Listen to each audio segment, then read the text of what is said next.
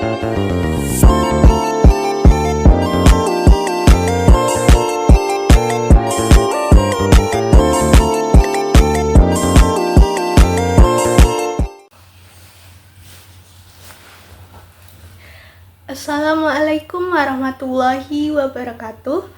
Halo semuanya, saya Ika Auliasuti, NIM F10812410067 dari kelas 1A2 Program Studi Pendidikan Guru Sekolah Dasar Universitas Tanjung Pura. Sebelumnya terima kasih kepada Bapak Rio Pranata SPD MPD selaku dosen pengampu mata kuliah Profesi Kependidikan.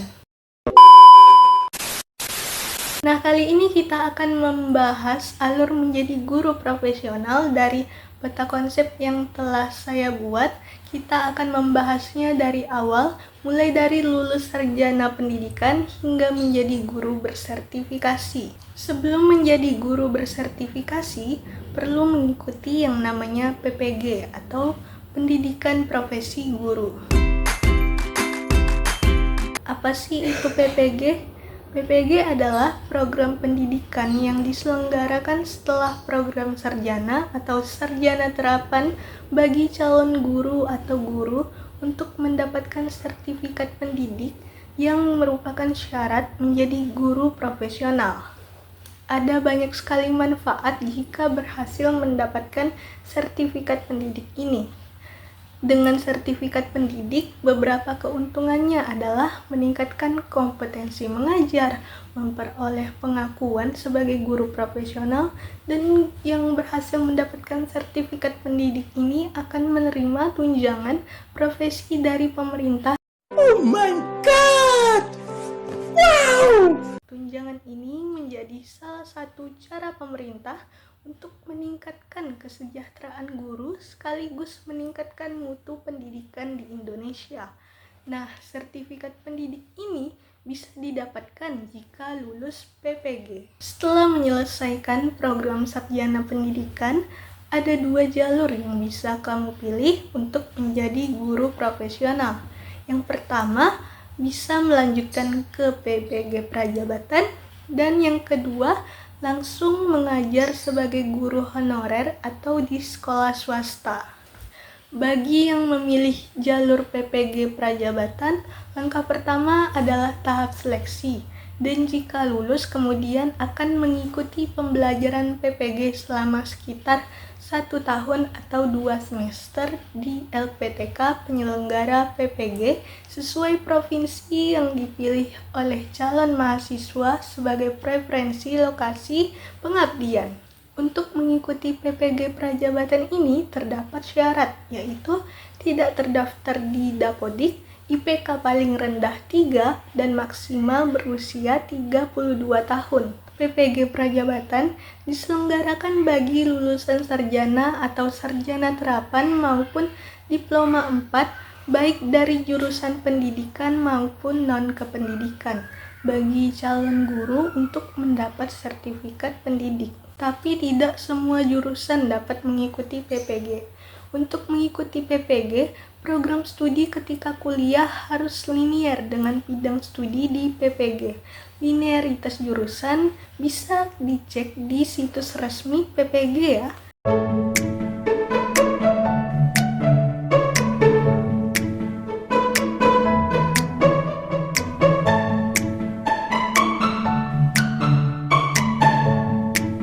A few moments later. Terdapat 23 bidang studi umum dan 27 bidang studi kejuruan. Dan bahkan ada banyak sekali jurusan yang linier dengan PGSD, sehingga lulusan non-PGSD bisa linier ke PGSD dan menjadi guru SD. Jadi bagi lulusan PGSD harus siap bersaing dengan banyaknya lulusan non-PGSD.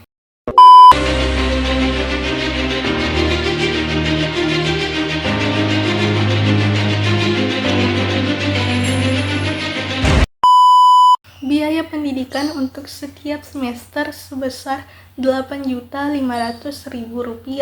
Calon mahasiswa yang dinyatakan lulus seleksi dan ditetapkan sebagai mahasiswa PPG Prajabatan akan memperoleh beasiswa dalam bentuk biaya pendidikan sebesar Rp17 juta untuk mengikuti perkuliahan selama 2 semester atau 1 tahun. Ada 3 tahapan seleksi untuk mengikuti PPG Prajabatan. Tahap pertama yaitu seleksi administrasi, untuk menyeleksi berkas dan persyaratan administrasi yang dilakukan secara daring atau online melalui aplikasi Sistem Informasi Manajemen Pengembangan Keprofesian Berkelanjutan atau SIMPKB. Lalu tahap kedua yaitu tes substantif, meliputi tes penguasaan bidang dan tes kemampuan dasar literasi dan numerasi yang dilaksanakan secara luring atau offline pada tempat uji kompetensi yang ditunjuk. Teknis pelaksanaan tes menggunakan aplikasi Computer Assisted Test Assessment Nasional berbasis komputer. Dan yang terakhir yaitu tahap wawancara untuk menggali kompetensi profesional dan personal calon mahasiswa yang dilaksanakan secara daring atau online melalui media platform virtual meeting. Tahapan seleksi bersifat sekuensial sehingga jika dinyatakan tidak lulus pada salah satu tahap, maka tidak dapat melanjutkan ke tahap berikutnya. A few moments later. Biaya pendaftaran seleksi tahap 1 dan 2 sebesar Rp200.000 ditanggung oleh calon mahasiswa. Nah, jika lolos tahap seleksi, bisa mengikuti pembelajaran PPG dan penempatan PPL selama 2 semester dengan 38 SKS dan ratusan tugas. Apa? Aduh, pening kepalaku. Setelah itu, maka akan menghadapi uji kompetensi mahasiswa PPG atau UKM PPG untuk mengukur kemampuan pedagogik dan profesionalisme. Jika lulus, akan menerima sertifikat pendidik atau serdik. Sertifikat ini adalah bukti bahwa resmi menjadi guru profesional.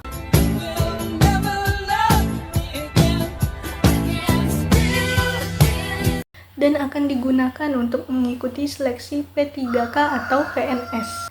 Sementara itu bagi lulusan yang ingin langsung mengajar karena umurnya terlewat atau IPK tidak mencukupi, bisa menjadi guru honorer atau swasta. Nah, ini ada tidak dapodik itu karena saya sering mendengar bahwa ada guru yang sudah mengajar bertahun-tahun tapi belum masuk dapodik. Tapi ada keuntungan sebenarnya, jika belum terdaftar di dapodik, bisa tuh ikut PPG Prajabatan. Nah, jika terdaftar di dapodik, setelah itu menunggu dapat NUPTK, lalu nunggu antrian untuk mengikuti pretest PPG. Sebaiknya ikut PPG Prajabatan dulu atau langsung mengajar ya? Kalau menurut saya, sebaiknya setelah lulus sarjana pendidikan, ikut PPG Prajabatan terlebih dahulu. Kalau langsung mengajar supaya bisa langsung jadi guru itu kan bakal terjebak menjadi guru honorer. Belum sejahtera juga ya kan? Nah, untuk sejahteranya itu prosesnya panjang sekali, bisa sampai bertahun-tahun. Jadi sebaiknya ikut PPG Prajabatan dulu nggak sih? Dalam PPG Prajabatan juga ada yang namanya mapping. Mapping adalah proses penempatan calon mahasiswa program PPG Prajabatan di lembaga penyelenggara PPG sesuai dengan kuota, lokasi, bidang studi, dan pertimbangan lainnya. Nah, itu tergantung kalian mau tidaknya mengambil mapping. Jadi, itu tidak wajib ya. Kalau mapping itu biasanya ditempatkan jauh dari domisili. Bahkan biasanya sampai luar pulau. Tapi dengan ikut mapping, itu biasanya saingannya lebih sedikit dan peluangnya bisa semakin besar lolos jadi ASN P3K. Kalau tidak ikut mapping, kayak mau domisili yang dekat itu harus siap bersaing war antar serdik.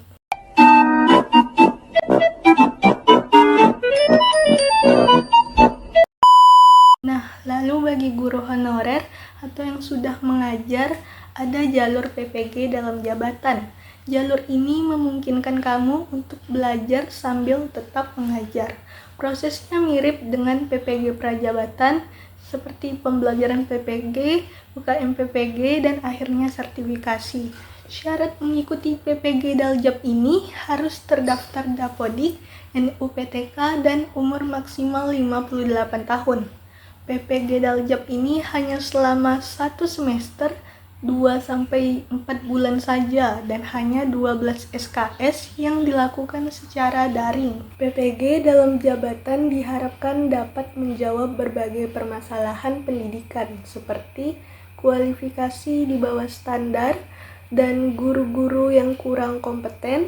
Selain itu, guru di era revolusi industri 5.0 harus memiliki kemampuan melaksanakan pembelajaran yang inovatif dan menyenangkan dengan mengintegrasikan critical thinking dan problem solving, communication and collaborative skill, creativity and innovative skill, information and communication technology literacy, contextual learning skill, serta information and media literasi. Program PPG dalam jabatan dirancang secara sistematis dan menerapkan prinsip mutu mulai dari seleksi, proses pembelajaran dan penilaian, hingga uji kompetensi, hingga diharapkan akan menghasilkan guru-guru masa depan yang profesional yang dapat menghasilkan lulusan yang unggul, kompetitif, dan berkarakter, serta cinta tanah air, dan dalam waktu yang bersamaan diharapkan mampu menjawab permasalahan pendidikan yang dihadapi bangsa Indonesia saat ini. PPG dalam jabatan juga dirancang agar mampu membekali kemampuan problem solving, kritis dan kreatif kepada calon guru profesional melalui implementasi model pembelajaran dan kegiatan berbasis masalah atau problem based learning dan project based learning.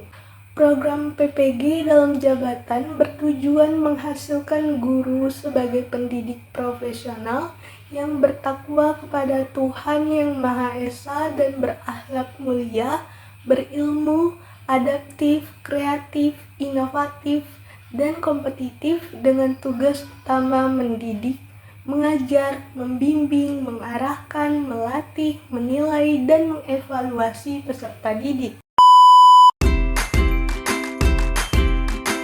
Apa sih bedanya PPG prajabatan dan PPG dalam jabatan?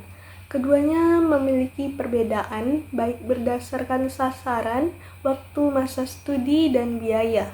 Seperti yang sudah dibahas tadi, PPG prajabatan ditujukan bagi lulusan S1 kependidikan dan non-kependidikan dan yang belum terdaftar sebagai guru di Dapodik. Sedangkan PPG dalam jabatan untuk guru yang sudah dalam jabatan, yaitu yang sudah mengajar, baik PNS maupun non-PNS, memiliki gelar S1 atau diploma 4 dan sudah terdaftar di Dapodik.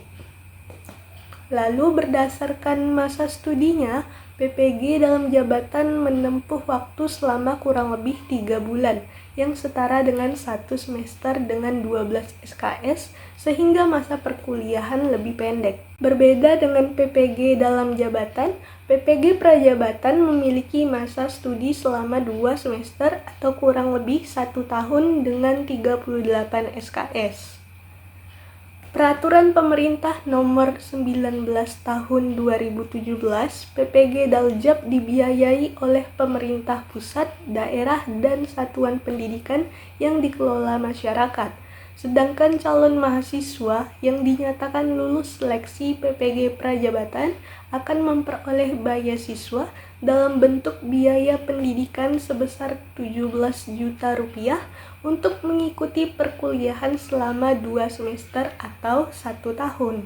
Nah, setelah memperoleh serdik dari PPG prajabatan maupun PPG dalam jabatan, maka nanti kalian akan memperoleh gelar tambahan, yaitu gelar GR. Nah, setelah mendapatkan sertifikasi, bisa mendaftar sebagai ASN melalui seleksi P3K atau PNS. Jika lulus, maka resmi menjadi guru profesional dengan hak dan tanggung jawab yang diakui negara. Dan jika tidak lulus, bisa mengajar di swasta atau menunggu tes ASN tahun berikutnya.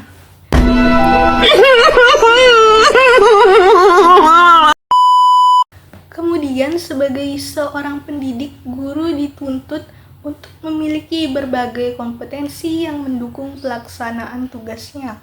Kompetensi ini mencakup kemampuan berpikir kritis atau critical thinking untuk menganalisis situasi dan mencari solusi atas berbagai tantangan dalam pembelajaran.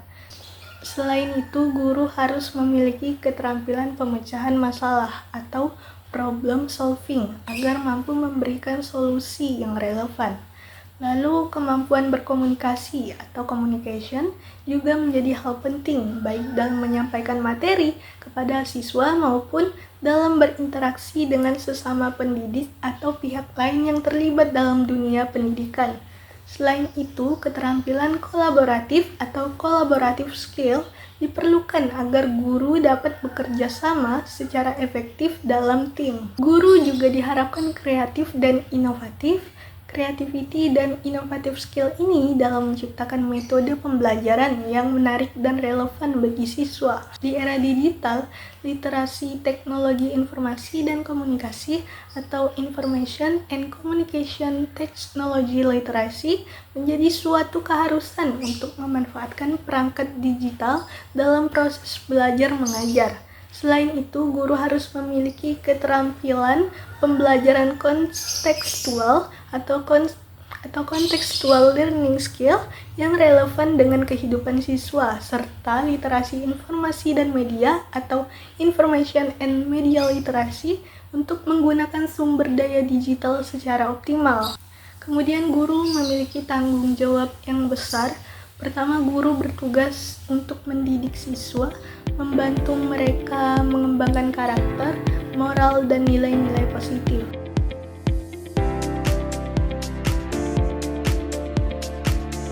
Selain itu, tugas utama guru adalah mengajar, yaitu menyampaikan pengetahuan dan keterampilan yang dibutuhkan siswa untuk mencapai keberhasilan akademik. Guru juga memiliki peran penting dalam membimbing siswa, memberikan arahan, dan mendukung pengembangan potensi mereka secara maksimal. Dalam proses pembelajaran, guru bertugas untuk mengarahkan siswa agar tetap fokus pada tujuan pembelajaran. Selain itu, guru juga harus melatih siswa untuk menguasai keterampilan tertentu, baik dalam aspek akademik maupun non-akademik.